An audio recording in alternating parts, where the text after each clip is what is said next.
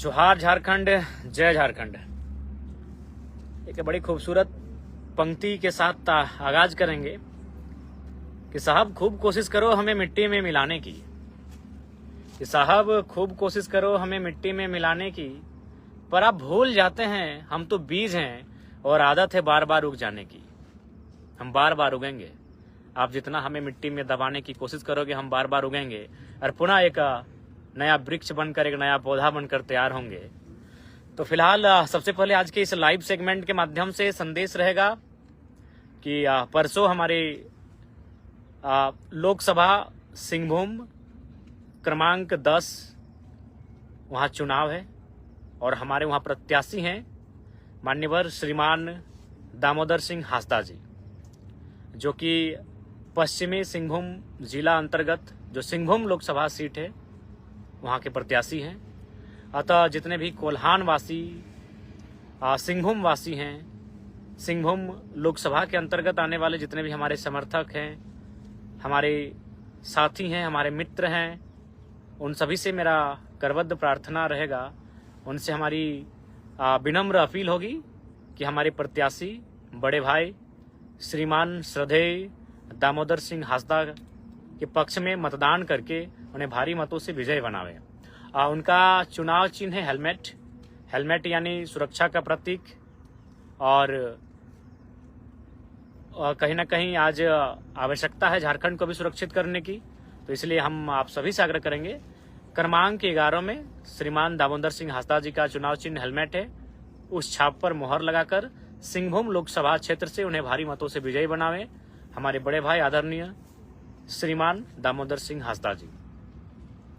और साथ ही साथ इस लाइव पेज के माध्यम से हम हमारे जितने भी प्रवासी भाईगण हैं जो झारखंड राज्य से बाहर रहते हैं, जो इस भारत देश से बाहर रहते हैं, सऊदी में रहते हैं, कुवैत में रहते हैं, सिंगापुर में रहते हैं, मलेशिया में रहते हैं, मॉरिशस में रहते हैं, इत्यादि तमाम जो अन्य देशों में रहते हैं, और झारखंड के अलावे गुजरात, महाराष्ट्र, कर्नाटक, आंध्रा, तेलंगाना, केरल इत्यादि जो अन्य राज्यों में रहते हैं, आप सबों से विनम्र। अच्छा, राहुल जी उनका क्रमांक 9 है। अच्छा ठीक है, माफी चाहेंगे, जो भी क्रमांक है उनका हेलमेट छाप है, क्रमांक को लेकर हम असमंजस हैं। ठीक, उस विषय पर पुनः बात करेंगे। तो कुवैत से बाबूदा जुड़ गए हैं और मैंने अभी कुवैत का नाम भी लिया। तो बाबूदा आप सबों से आग्रह होगी, अगर संभव है, जो हमारे प्रवासी मजदूर हैं, संभव है, अगर पॉसिबिलिटी बनता है तो मतदान करने के लिए, खासकर जो इंडिया में है, भारत देश के विभिन्न हिस्सों में है, और अगर पॉसिबिलिटी बन रहा है तो आप लोग मतदान करने के लिए आएं। आप सभी से विनम्र प्रार्थना है, लेकिन शर्त यह है कि अगर संभव है तो।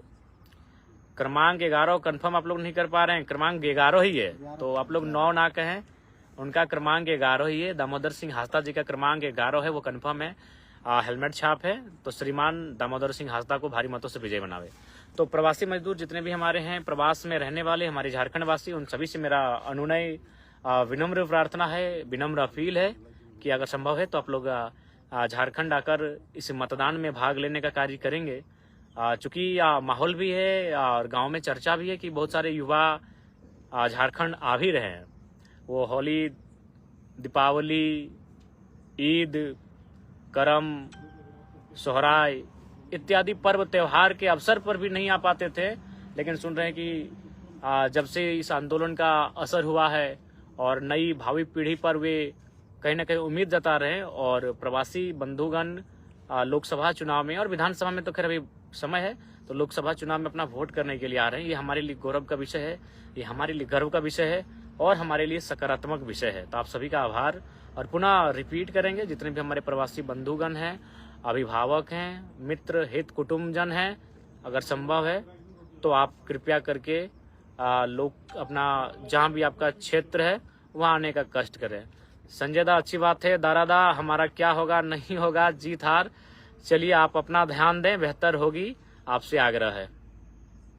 और भीमसेन दा सऊदी अरब से जुड़े हैं, और जहां तक अकाउंट का सवाल है, अकाउंट नंबर हमारे सोशल मीडिया प्लेटफॉर्म के माध्यम से डाल दिया गया है, QR कोड भी डाल दिया गया है।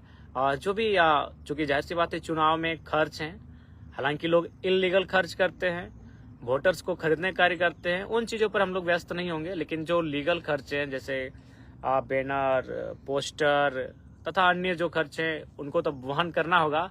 और इसके लिए तमाम जितने भी हमारे शुभचिंतक हैं, उनसे प्रार्थना होगी कि जो QR कोड जारी किया गया है उसमें 10, 20, 50, 100, 500 जो भी सहयोग बनता है, आप कृपया सहयोग, आर्थिक सहयोग करेंगे ताकि लोकसभा को हम लोग मजबूती के साथ लड़ सके।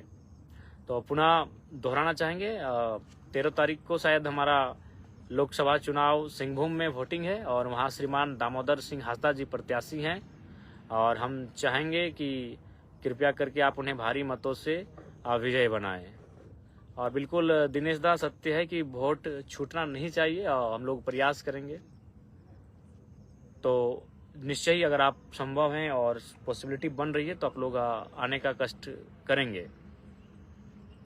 और साथ ही साथ जो भी हमारे प्रवासी भाई बंधुगण हैं, आप जो QR कोड जारी हुआ है, आपका आशीर्वाद बने, आपका प्रेम मिले, हम लोग इस अभिलाषा में हैं। और इसके बाद इस लाइव के माध्यम से हमारा यह भी संदेश रहेगा कि हम लोग मजबूती के साथ गिरिडीह लोकसभा चुनाव को फतह करने की दिशा में बढ़ रहे हैं। और खासकर जनता से हमारा आग्रह होगा कि आज कहीं ना कहीं आपकी आवश्यकता है और आपने इसी लोकसभा से कभी औरंगाबाद तो कभी अन्य प्रदेशों को लोगों को भारी मतों से जिताने का कार्य किया, लेकिन आज आपका घर का बेटा आपके अधिकारों की लड़ाई के बीच खड़ा है। और आप देख सकते हैं, इससे पहले भी चुनाव हुए हैं और आने वाले दिनों में भी चुनाव होंगे, लेकिन जो साजिशें हमारे साथ रची जा रही हैं, शायद ही किसी प्रत्याशी के साथ इस प्रकार की साजिशों का सामना करना पड़ा होगा। केस मुकदमे तो अलग विषय हैं, लेकिन आपको जानकारी मिला होगा कि हमारे नाम से भी 2-3 प्रत्याशियों ने पर्चा खरीदा था, बाकायदा भरा भी था, लेकिन शायद रिजेक्शन हो गया, कुछ त्रुटि। तो आखिर इतनी साजिशें क्यों? हम तो इंडिपेंडेंट कैंडिडेट, और जब प्रत्याशियों को पूछा जाता है कि जयराम महतो कितना असर करेंगे तो बोलते हैं नहीं, कोई फैक्टर नहीं है। तो यह फैक्टर नहीं है तो इतना प्रत्याशी हमारे नाम से पर्चा काहे भर रहे हैं? और सबको मालूम है, जब वो प्रत्याशी अपना इंटरव्यू देंगे और जब उनसे पूछा जाएगा, वो खुद आपकी पोल खोलेंगे कि उनको क्या लोभ दिया गया है, क्या लालच दिया गया है। बताइए, उस शख्स को ये नहीं मालूम कि वो विधानसभा का चुनाव लड़ रहा है कि लोकसभा का चुनाव लड़ रहा है। उसको ये भी नहीं मालूम कि वो किसी पार्टी से लड़ रहा है कि इंडिपेंडेंट लड़ रहा है। तो कहीं ना कहीं जो धोखेधड़ी और जो साजिशें रची जा रही हैं, उनको इस बात का डर है कि अगर हम लोग राजनीति में आ जाएंगे तो कहीं ना कहीं जो पुराना ओल्ड पॉलिटिक्स का पैटर्न है, ये जनता को गुमराह करके रखना, जनता को धोखे में रख के वोट लेना और फाइनली अपने परिवार को उन्नति के रास्ते पर लेकर जाना, अपने आने वाली 10 पीढ़ी के लिए धन जमा करना, इन व्यवस्थाओं पर रोक तो लगेगी। चुनाव इसलिए होते हैं कि वर्तमान की बात हो, चुनाव इसलिए होता है कि पूरे देश, पूरे राज्य के भविष्य की बात हो। लेकिन यहाँ तो नेता लोग अपने भविष्य की बात करते हैं, केवल अपने बच्चों की भविष्य की बात करते हैं, और किसी से छुपा नहीं है।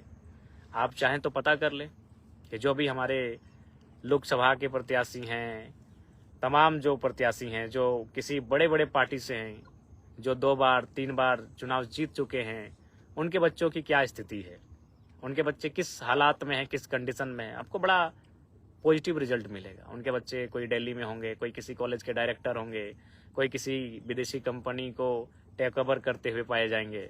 यानी वोट हमसे लिया गया, हमारे माताओं ने, हमारी बहनों ने, हमारे चाचा, हमारे दादा दादी, नाना नानी ने 12 बजे के धूप में खड़ा होकर उनको वोट किया और उन्होंने काम क्या किया? निस्संदेह काम किया है।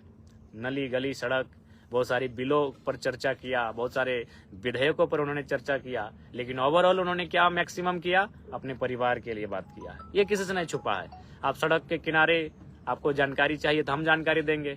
एक ही सड़क के किनारे उनका 50 कदम में 5-5 एकड़ का जमीन मिलेगा। अब बताइए, ये कौन सा चुनाव है भाई? ये कौन सा राजनेता है कि आप आखिर जमीनें आप किसकी खरीद रहे हैं? अपने ही गांव वालों की खरीद रहे हैं। वो गरीब है तभी तो बेच रहा है, यानी आप गरीबी को उसका फायदा उठा रहे हैं। आपको वोट इसलिए दिया गया था कि आप गरीबी उन्मूलन पर बात करो, आप रोजगार पे बात करो, और आपने क्या बात किया कि हाँ 5 एकड़ जमीन कहाँ कोई बेच रहा है, हम खरीद लेंगे। क्या जो बेचने वाला खुशी खुशी बेच रहा है? एक बात बताया जाए, इस लाइव के माध्यम से मैं तमाम राजनेता पूछते हैं कि जरा महतो तीखा सवाल करता है, तो जिनकी जमीनें आप खरीदे हैं, तमाम जो विधायक सांसद हैं, चाहे कोई अपार्टमेंट खोल के रखे, चाहे स्कूल कॉलेज खोल के रखे, ओवरऑल उनकी तो प्रॉपर्टी है, आपकी खुद की प्रॉपर्टी है। 150 एकड़, किसी के पास 200 एकड़, किसी भी गांव में आप चले जाए, एवरेज उस गांव में 2 एकड़ जमीन नहीं होगा आज के डेट में किसानों के पास, और आपके नेता के पास 150 एकड़ जमीन है, और वो कहते हैं आपके नेता हैं, वो कहते हैं आपका हितैषी है। गलत कहते हैं। जितना मूल्य आपके बहियार खेत के जमीन का नहीं है, उतना मूल्य उनका जो बाथरूम है उस जमीन का है, और अगर वो कहते हैं फिर भी आपके हितैषी हैं, तो ये जनता का दुर्भाग्य है। तो इसलिए आज हम लोग ओल्ड पॉलिटिक्स से हटकर एक नई पॉलिटिक्स को स्थापित करने का काम करेंगे, और हम लोग वचन देते हैं जो हमारा चुनाव होगा, हमारे जो प्रत्याशी होंगे, अगर वो जीतते हैं तो इस बात को याद रखेगा, हमारे लिए एक विशेष गाइडलाइन होगी कि कुछ भी हो जाए, चुनाव के बाद जिस प्रकार से बाकी लोग अपनी धन संपत्ति अर्जित करते हैं, जनता को धोखे में रखकर, जनता के भरोसे को नीलाम कर, ये हमारी पार्टी में ये परिपाटी नहीं दोहराई जाएगी। इस बात के लिए हम लोग आश्वस्त करते हैं। और बिल्कुल आप देख सकते हैं, इससे पहले जो भी प्रत्याशी होते हैं, ऐसा नहीं है, इससे पहले भी आपने सुना होगा 2019 का जो विधानसभा का चुनाव था, उसमें बहुत सारे प्रत्याशी ऐसे थे जिनको आशंका थी कि कहीं नॉमिनेशन गड़बड़ न हो जाए, तो किसी ने अपनी पत्नी को बैकअप के लिए रखा था, किसी ने अपनी माँ को बैकअप के लिए रखा था, किसी ने अपने पिताजी को बैकअप के लिए रखा था, और हमें भी बहुत सारे लोगों ने कहा कि गिरिडीह से आपका नॉमिनेशन रद्द हो सकता है, तो हमने कोई बैकअप नहीं दिया। हमने बैकअप भी दिया तो हमारे संगठन के जो कार्यकर्ता हैं, हमारे संगठन के जो पदाधिकारी हैं, उन्होंने नामांकन भरने का कार्य किया। यानी हमारी जो विचारधारा है, हमारी जो आइडियोलॉजी है, उस आइडियोलॉजी पे हम लोग स्पष्ट खड़े उतरेंगे कि हमारा आइडियोलॉजी क्या है, कि हम लोग पूंजीवाद के समर्थक नहीं हो सकते हैं। पूंजीवाद कहने का मतलब है क्रोनी पूंजीवाद, और परिवारवाद के तो समर्थक हम लोग हो ही नहीं सकते हैं। ब्लड रिलेशन से हम लोग कभी चुनाव में शिरकत नहीं करेंगे, इस बात को लेकर हम लोग आश्वस्त करते हैं। लेकिन आज बाकी नेता क्या कर रहे हैं, 20 साल खुद पॉलिटिक्स करते हैं और 21वें साल अपने नेता को टिकट देके खुद आराम करने चले जाते हैं। ये कौन सा लोकतंत्र है भाई? राजतंत्र की परिपाटी को यहाँ स्थापित की जा रही है, राजतंत्र के तौर तरीकों को अपनाया जा रहा है, आप लोकतंत्र की बात करते हैं। तो इसलिए आज झारखंड के साथ साथ भारत देश को एक नई राजनीतिक विचार को स्थापित करने का प्रयास करना चाहिए, और मेरा मानना है नए सोच से नई राजनीति का उदय होगा। पार्टी बदलने से और नेता बदलने से नहीं, विचार बदलना होगा।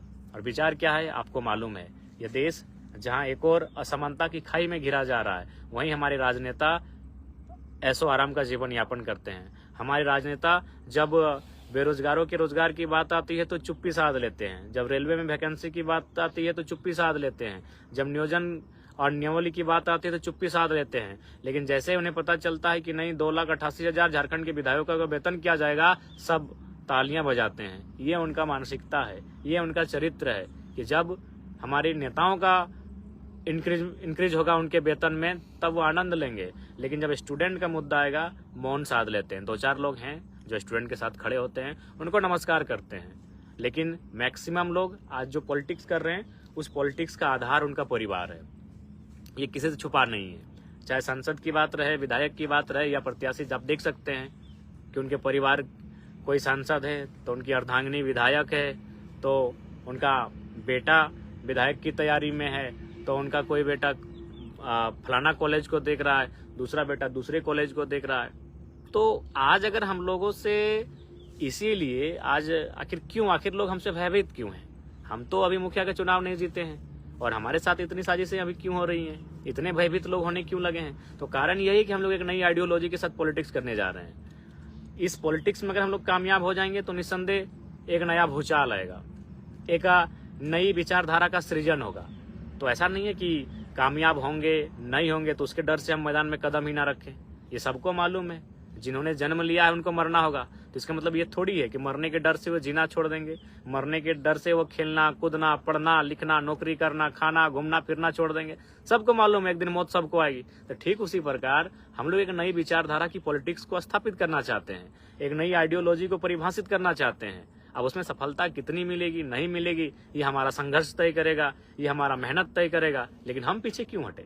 कुछ तो नया करते हैं, एक प्रयास तो करते हैं। और बिल्कुल आप लाइव के माध्यम से फिर दोहराएंगे, अगर हम लोकसभा चुनाव गिरिडीह फतह करते हैं, जैसा कि अभी उम्मीद जताई जा रही है, और हम लोग फतह करने की स्थिति में हैं और बढ़ भी रहे हैं आगे, तो हम लोग पहला काम करेंगे कि जो हमारी खुद की सैलरी होगी वो 75% जनता के बीच डोनेट कर दी जाएगी, क्योंकि नई सोच से नया भारत बनेगा, नई सोच से नया झारखंड बनेगा। आज देख सकते हैं ईडी किसी मंत्री के घर छापा मारती है तो सीधे करोड़ों रुपए में बरामद होती है। बताइए, जिस देश की जनता भूखी हो, जिस देश की जनता इलाज के अभाव में दम तोड़ देती हो, उस देश के अगर नेता मंत्री कई करोड़ रुपए अपने तिजोरी में भर के रखेंगे और आप उनसे अपेक्षा करेंगे नए भारत का, नए झारखंड का, तो ये अशोभनीय है। इसलिए नए यूथ को पॉलिटिक्स में आना चाहिए और नए विचारों के साथ पॉलिटिक्स में आना चाहिए।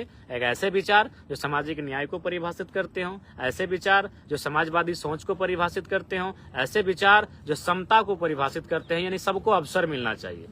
और मैं पुनः कहूंगा, हम लोग एक न्यू पॉलिटिक्स को आधारित करने आए हैं, स्थापित करने आए हैं, परिभाषित करने आए हैं। सफलता हमारा संघर्ष सफलता को तय करेगी और उम्मीद करते हैं कि आप इस संघर्ष के साथ हमारे साथ खड़े होंगे।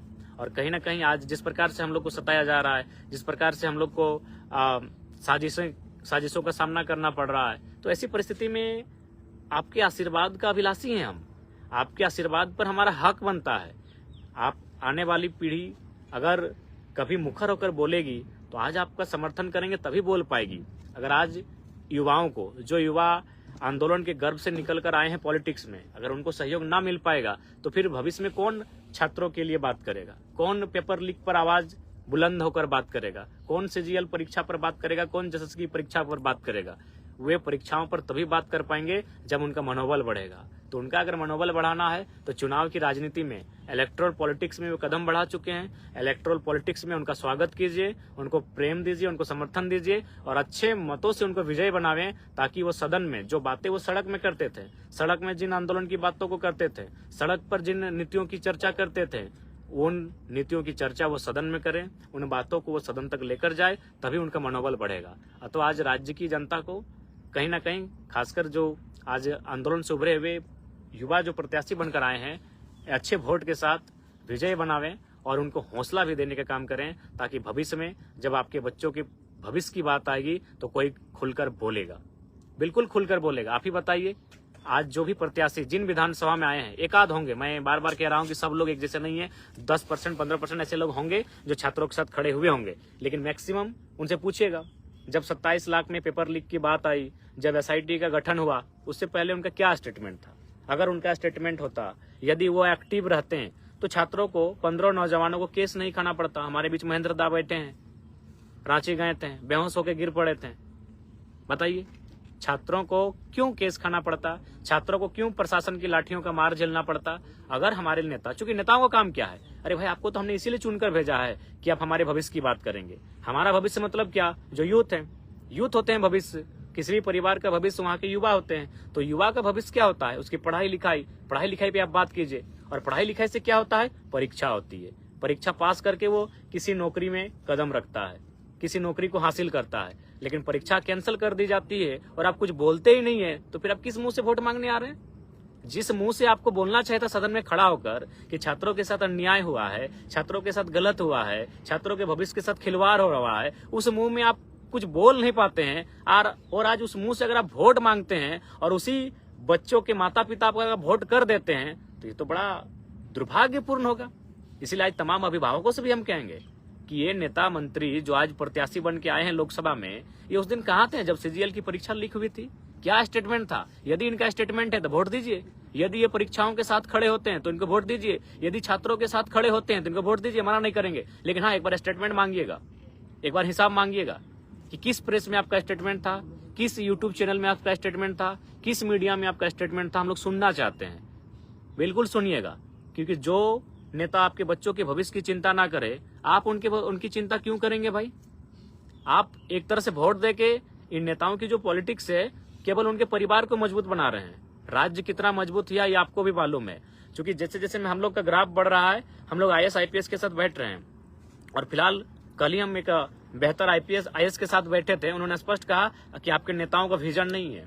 इनका विजन क्या है, नली गली सड़क, पानी की टंकी, यही इनका विजन है।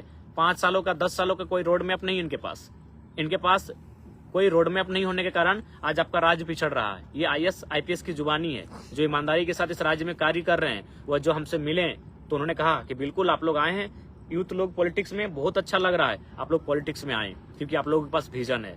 तो इसलिए हम तमाम लोगों से यही कहेंगे, जो अभिभावक हैं, आज आप जिनके पीछे नारा लगा रहे हैं, जिनका झंडा ढोने का कार्य कर रहे हैं, उनसे इस बात का जिक्र जरूर कीजिएगा जब परीक्षा, क्योंकि परीक्षा, हम बार बार परीक्षा का जिक्र कर रहे हैं, क्योंकि आपको भी मालूम है कि आप मुर्गी चेंगना बेच के बच्चों को पढ़ा रहे हैं, इसलिए हम परीक्षा का जिक्र कर रहे हैं। आपको भी मालूम है कि आधे अपने खुद भूखा रह के बच्चों को पढ़ा रहे हैं, बच्चों को खाना खिला के स्कूल भेज रहे हैं, इसलिए हम बार बार परीक्षा की बात कर रहे हैं, क्योंकि सबको मालूम है यही परीक्षा हमारे भविष्य को तय करेगी, यही परीक्षा हमें गरीबी के दलदल से बाहर लेके जाएगी। बाकी हमारे दादा, हमारे चाचा, सभी लोग मेहनत करते हैं, मेहनत करने में कोई कसर नहीं है। 12 की जगह 18 ईंट भी माथे में लेके 18 तल्ला में भी जाएंगे ना, तो वही हाजिरी और वही मजदूरी मिलेगी। यानी हमारा भविष्य, और हम अगर गरीबी के दलदल से अगर बाहर आएंगे तो कहीं ना कहीं हमारे घर की किसी बहन को, किसी भाई को उस परीक्षा से पार पाना होगा, जो परीक्षा उसके तकदीर का फैसला करेगी। और आज ये नेता उस परीक्षा पे बात नहीं करना चाहते हैं। उस परीक्षा का पेपर लीक हो जाता है, ये चुप हो जाते हैं। उस परीक्षा के पेपर लीक में 27 लाख रुपया सामने आता है कि एक एक पेपर को खरीदने में 27 लाख का खर्च हुआ था, ये चुप हो जाते हैं। और किस उम्मीद के साथ ये आप इनको वोट देंगे, किस उम्मीद के साथ ये आपका वोट मांग रहे हैं, ये तो अचरज की बात है, ये तो बड़ा आश्चर्य की बात है। इसलिए आप सभी से आग्रह होगी कि अब छोड़िए दिल्ली में क्या होता है नहीं होता है, झारखंड में जो आपके बच्चों के भविष्य के साथ खड़े हैं, जो आपके बच्चों के भविष्य के लिए सड़क से लेकर सदन तक आंदोलन करने के लिए तैयार हैं, केस मुकदमा झेलने के लिए तैयार हैं, आप उनको कम से कम इस बार हौसला दीजिए। आज परीक्षा का मामला हो, जब जब पेपर लीक हुआ है, छात्र सड़कों पे आए हैं। आज दर्जनों छात्रों पर केस मुकदमा, FIR हुआ है, लाठीचार्ज हुआ है, रबड़ गोला दागा गया है, आंसू गैस दागा गया है, बिल्कुल मैंने क्रूरतापूर्वक लाठीचार्ज किया गया है, किसी का सर, किसी का कपार फोड़ा गया है। क्यों? आखिर वो किसके लिए लड़ रहे हैं? झारखंड के भविष्य के लिए लड़ रहे हैं। तो आज तो कम से कम उनका मनोबल आपको बढ़ाना होगा। आप जिनको वोट दे रहे हैं उनसे और छात्रों से तुलना करें कि छात्रों का विजन कैसा है और उनका विजन क्या है। आप पता कीजिए, देख रहे हैं ईडी का छापा पड़ रहा है, क्या हो रहा है। हाँ, मानते हैं ईडी एक पक्षीय कार्रवाई कर रही है, लेकिन फिर भी गलत तो है ना भाई। जिनके पास छापा पड़ रहा है वे लोग, करोड़ रुपए उनके घर से निकल रहा है, अगर वो पैसा इन्वेस्ट होता रोजगार के मामलों में, वो पैसा इन्वेस्ट किया जाता एजुकेशन के मामलों में, उन पैसे को छोटे छोटे उद्योगों में इन्वेस्ट किया जाता, या फिर राज्य सरकार एक नई बेहतर पॉलिसी के माध्यम से उन पैसों को कहीं इन्वेस्ट करती, उन पैसों से कोई बेहतर कार्य करती, तो वो जनता के लाभ के लिए आता। तो उनका विजन क्या है ये आपको स्पष्ट दिख रहा है। इसलिए आप सभी से आग्रह होगी कि लोकसभा चुनाव में जो भी हमारे प्रत्याशी हैं उनको समर्थन करें। इस लोकसभा के चुनाव में हम लोग आपके समर्थन के अभिलाषी हैं। आज अगर आप हम लोग को मजबूत करेंगे, हिम्मत देंगे, तो निश्चय ही भविष्य में जो मुद्दे होंगे उनके साथ हम लोग डट के खड़े होंगे, डट के लड़ेंगे, और अभी तक लड़ ही रहे हैं। इसलिए आज तमाम अभिभावकों से हमारा आग्रह होगा कि आप जिनका झंडा ढोने का कार्य कर रहे हैं, जिनका नारा लगा रहे हैं, वो आपके बच्चों के भविष्य के बारे में नहीं सोचते हैं। अतः आप खुदगर्ज ना बने, आपसे आग्रह होगी खुददार बने, और ऐसे नेताओं से दूर रहें जो आपके बच्चों के भविष्य के बारे में नहीं सोचते हैं, जो केवल अपने बच्चों के भविष्य के बारे में सोचते हैं। देख सकते हैं कोई 3 बार, कोई 4 बार से MLA MP बन के बैठा है, लेकिन क्या उनके घर का ग्रोथ देखिए, और बाकी झारखंड का जो उनका असेंबली या कंस्टिट्यूएंसी है वहाँ का ग्रोथ देखिए। निश्चय जी काम किया है, हम बार बार कहेंगे कि ऐसा कोई नहीं है, अगर वो जीत के गया, वो मुखिया रहे, चाहे सरपंच रहे, चाहे विधायक सांसद रहे, काम किया है। लेकिन उनको काम ज्यादा करना चाहिए था जनता के लिए, और अपने लिए कम करना चाहिए था, लेकिन उन्होंने काम अपने लिए ज्यादा किया। पता कीजिएगा, सबका इस राज्य से बाहर नौकरी है, जमीनें हैं, इस देश से बाहर किन्हीं का सिंगापुर, मलेशिया, तो थाईलैंड इत्यादि जगह कंपनियां हैं। तो इसलिए ये संदेश हमारा जनता को है, और हम लाइव आ चुके हैं। इसका मतलब ग्राउंड में है, इसका मतलब आप चिंता ना करें, ठीक ठाक हैं, तगड़ा हैं, और बिल्कुल जंगे मैदान में हैं, और इस रणभूमि में विजय हमारी होगी। इसी मजबूती के साथ, इसी संकल्प के साथ हम लोग आगे बढ़ रहे हैं। बाकी तमाम झारखंडियों को हमारा जोहार। और पुनः आज जो वीडियो हम बना रहे हैं ये निमिया घाट ठीक पारसनाथ के सामने से है, क्योंकि हमने कहा था कि हम लोग पारसनाथ को बंधन करके ही निकले हैं, और उम्मीद है जब जब हम पे मुसीबत आएगी, जब जब मन निराशा, हताशा से घेर लिया जाएगा, पारसनाथ सामने खड़ा होकर हमें हिम्मत देने का कार्य करेगा।